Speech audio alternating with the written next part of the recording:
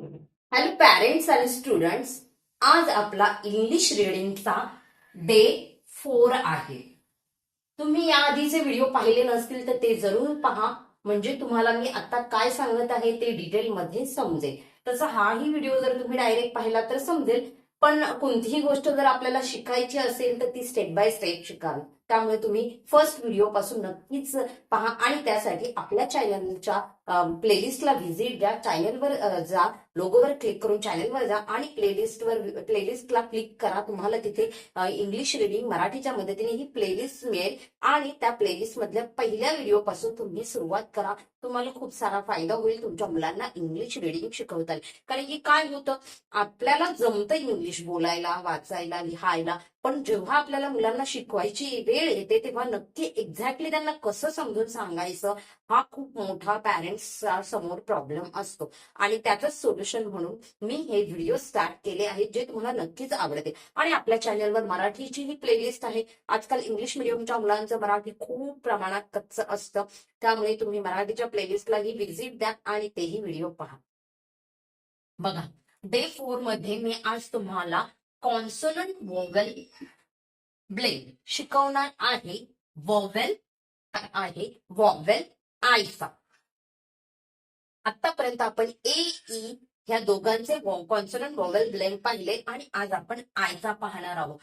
आयला आय या वॉवेलचा उच्चार काय आहे?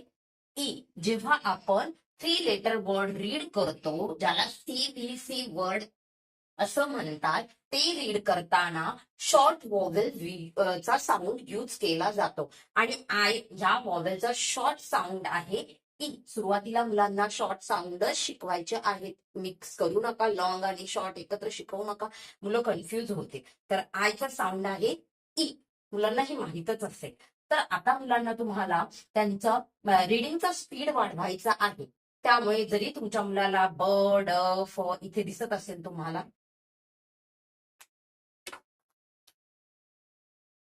इथे दिसत असेल, मी B D F G H J K सर्व काही लिहिलेलं आहे झेड पर्यंत. ह्या सगळ्या लेटरचा जो काही साऊंड आहे तो तुमच्या मुलाला 100% येतच असेल.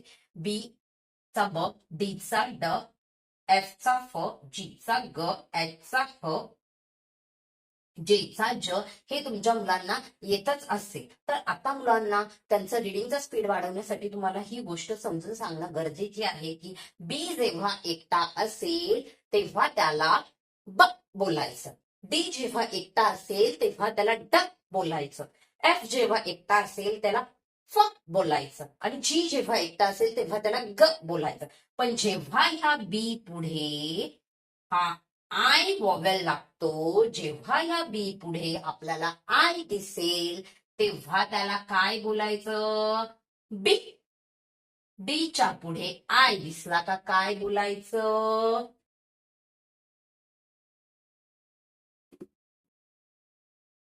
डी. एफच्या पुढे आय दिसला का काय बोलायचं? फी.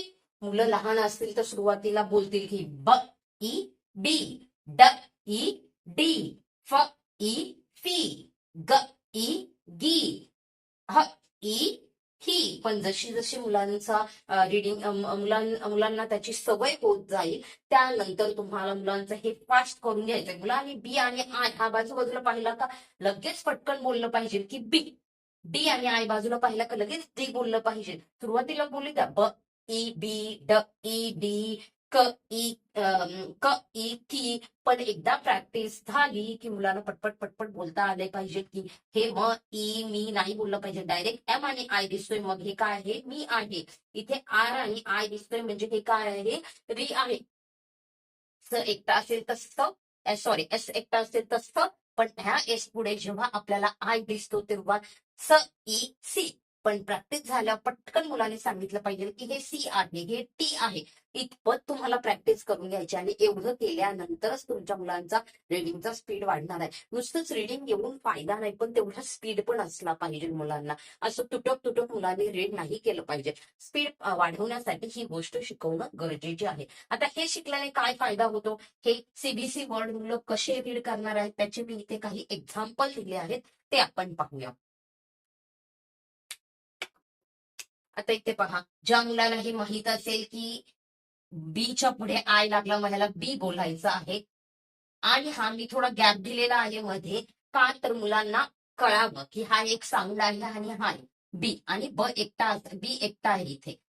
ह्याला बी आणि आय एकत्र असल्यावर काय बोलायचंय, बी, आणि हा बी फक्त एकटा आहे तर ह्याला आपण काय बोला, ब. त्यासाठीच मी हे असं लिहिलेलं आहे, एका बाजूला सिंगल लेटर लिहिलेले आहेत आणि त्याच्या पुढे आय हा वॉवेल आल्यावर काय साऊंड होतो ते असं दोन्ही दिले आहे, म्हणजे मुलांना लक्षात राहील की एकटा असल्यावर काय बोलायचं आणि त्याच्या पुढे वॉवेल लागल्यावर आपल्याला काय उच्चार करायचा आहे. तर इथे बघा, बी ब, बी ब. आता ज्या मुलाला के आणि आयचा साऊंड माहिती आहे की की, आणि डीचा साऊंड ड, की ड, सेम बी ग, बी ग, डी प, डी प, नी प, नी प, ही ट. तुम्हाला पण जेव्हा मुलांना रिडिंग करायला द्याल तेव्हा थोडासा स्पेस ठेवायचा आहे, ज्यामुळे मुलांना फरक कळेल रीड करताना. पी ग, पी, ली प, ली, ही द, ही, री ब, री, असा ह्या पद्धतीने बी ग. आणि फोनिक्स मुलांना का बरं शिकवायचं, ह्या पद्धतीने मुलांना तुम्ही पाठ किती करून घेणार, पाठ करून करून मुलं 4-5 शब्द पाठ करते, पण जर त्याला ही कॉन्सेप्ट क्लिअर असेल तर तो 100 प्रकारचे शब्द रीड करू शकतो ह्या पद्धतीने. पी न, पी, कारण की त्याला ती कॉन्सेप्ट क्लिअर झालेली असते. सी, रिडिंग पेक्षा मुलांचा रट्टा मारून घेण्यापेक्षा जास्तीत जास्त वेळ द्या कॉन्सेप्ट क्लिअरिंग कडे, ते तुमच्या मुलांना रिडिंग मध्ये खूप हेल्प करणार आहे. Seat, seat. आता ज्या मुलाला इथे माहिती आहे बी न, ट ई, टी न, टी, पटकन वाचणार आहे मुलाला, वाचता येणार आहे. की ठ, ही, इतकं सोपं आहे. आणि हे कधी होणार आहे सोपं, जेव्हा मुलाला कॉन्सोनंट वॉवल ब्लेंड तुम्ही, म्हणजेच हेच की कॉन्सोनंट पुढे जेव्हा वॉवेल लागतो तेव्हा काय साऊंड होतो हे जेव्हा मुलाला माहित असेल प्रॉपर, तर त्याचं रिडिंगचं स्पीड 100% वाढणार आहे.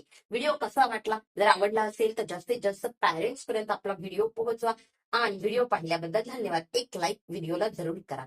भेटूया नवीन व्हिडिओमध्ये. बाय. नेक्स्ट व्हिडिओमध्ये मी आता आपण आईचं कॉन्सोनंट वॉवेल ब्लेंड पाहिलं, नेक्स्ट व्हिडिओमध्ये ओचं पाहणार आहोत आपण, त्यामुळे नक्कीच आपल्या चॅनलला सबस्क्राईब करून द्या. बाय.